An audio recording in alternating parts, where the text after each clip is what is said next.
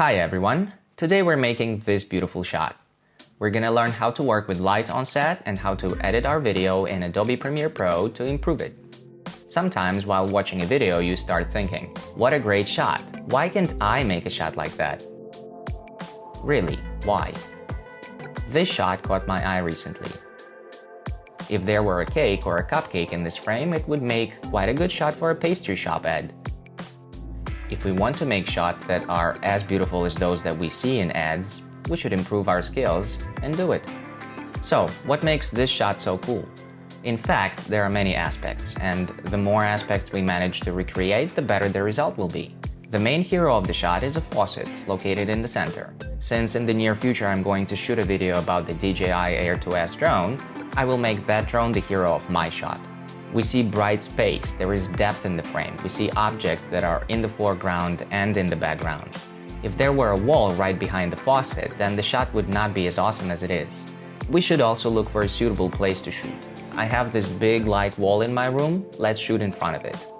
There is no window here, and we will make it look like light is coming from the window from this side. I actually have a window in my room, it's on this side, but we will close the curtains and imitate sunlight with the help of lighting equipment. I put a table with a drone on it right here, but the problem is that the wall is monotonous, it's just one color, and there are no objects behind the table. In the original shot there is a plant in the back, we can see that somebody lives there, and I simply have a wall.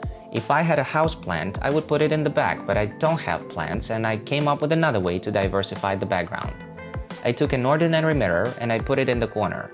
It visually makes the room look more spacious. The background in the frame will be out of focus, so it's not going to be clear that we have a mirror in the back. It will just look like there is some space there. This is our frame without the mirror. This is what it looks like with the mirror.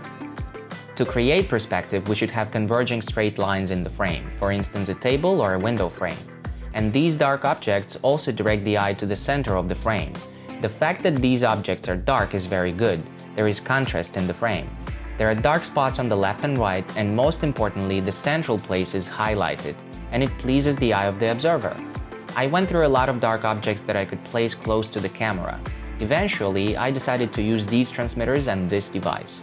This decision is good because the devices have luminous screens. When something is glowing in the frame, there are some lights, it makes the shot look much more attractive. Let's see how the faucet is lit. It's lit by sunlight coming from the window. The shadows are sharp and clear. We'll try to recreate it, which is actually not that easy. I use this video lamp. In this case, you don't need to use a softbox because it gives soft shadows. And even if we use such a lamp cover, the shadows won't be clear enough.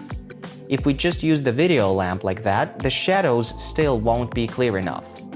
If we could come up with some kind of a cover in which there would be some small pinhole, then probably such a device would work.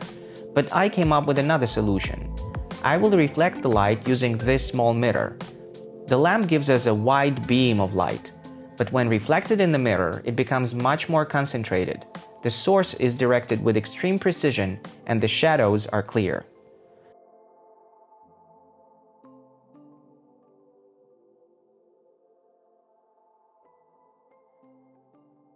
When I install the equipment, I need to find the right position for the device and the mirror so that the light is reflected in the right direction. And since the light is very bright, I use sunglasses. This way of working is also convenient because we can adjust the size of the spotlight. If we want the spotlight to be small, then we move the mirror further away from the device. If we want it to be large, then we move the mirror closer.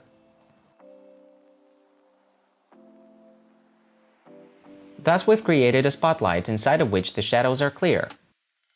However, the borders of the spotlight have a soft transition. If we want them to be clear, we must place some kind of partition here, which will create a clear shadow.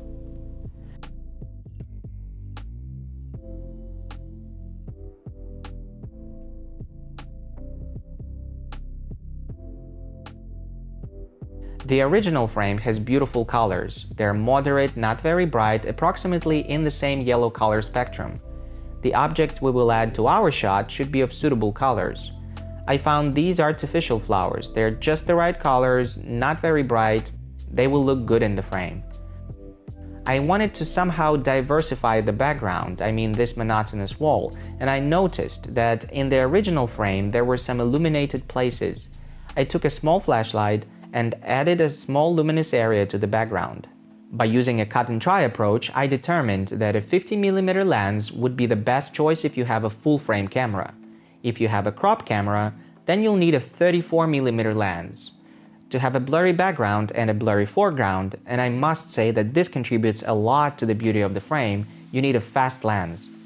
I set my lens aperture to 2.0, and this allows me to get the desired blur. If your lens is not fast, then you can use the blur effect when you edit your shot. We're not going to do it today, but if you're interested in that, then leave a comment in the comment section and I will make a separate video about that.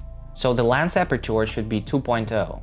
Set the ISO to whatever gives you the least amount of noise. And the shutter speed can be set to any. Choose the one that gives you the best exposure, the best frame brightness. Why can you do that, you might ask? Well, we have no movement in the frame. And now we take our shot. If you have multiple light sources like me, one for the center of the composition, the other one for the background, then I recommend you shoot a few takes with different light. Then during editing, you can choose which take looks best and even combine several takes with each other. You've probably noticed that there is a haze in the original frame. It really decorates the frame, helps to create perspective and depth, and sets a romantic mood. A haze machine was used to create the haze. But I don't have a haze machine, so we'll recreate the haze when editing the shot. Shooting is over, we're moving on to editing. This is Adobe Premiere Pro. I placed two takes on top of one another. The top track is the one in which I used the flashlight. If I hide it, we can see the track in which I didn't use a flashlight. In the clip with the flashlight on, a bright spot appears right here. I also like it how the flashlight gives additional light in this place. Here's what it looks like without the flashlight. Here's our clip with the flashlight switched on.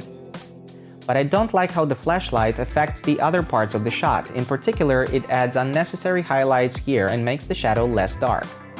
So in the clip with the flashlight, I want to use only this part and this part. And for this, I use a mask. Go to opacity, create an oval mask and move it here. Increase the mask feather parameter so that the transition is not noticeable. And now let's add another mask right here. Select the clip, go to opacity, click on the ellipse and move it here. Now the border is too clear. Increase the mask feather parameter so that there is no clear border. And so we used only a part of the sequence in which the flashlight is on. This way you can choose whichever backlight you like and add or remove it depending on your wish. The left side of the frame is darker, you can even see it on the wall itself. Here the wall is lighter than here. I think the fading effect was used when editing the shot. Let's implement the same effect in our frame. I move the track with the extra light to the top layer and I duplicate the bottom track. To do this, I hold down the Alt key and drag the track on the middle layer. I apply the brightness and contrast effect in the middle track and reduce its brightness.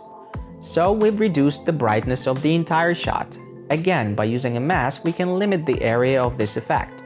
I go to opacity, and this time I'm using a rectangular mask. We want the mask to be outside of the frame, so I scale the frame down. And again, we increase the mask feather parameter so that the border is not clearly visible. Let's scale the frame back to fit, and let's see what we have changed.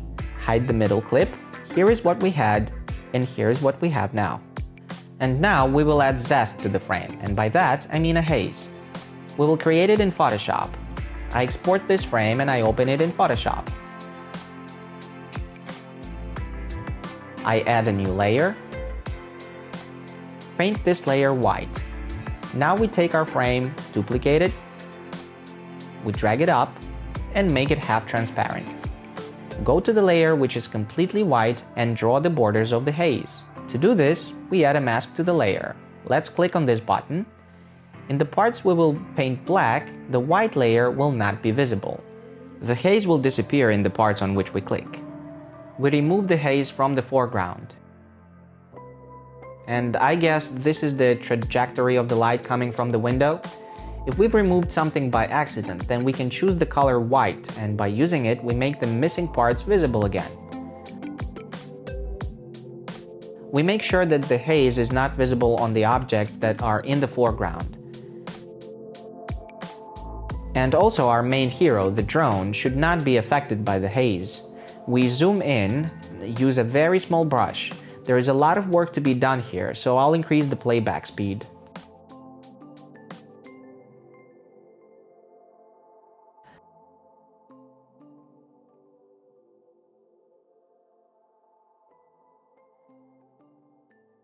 When we're done, we can test our mask. Hold down the Alt key and click on the mask icon. And if there are unfinished parts somewhere, then we can clean them up.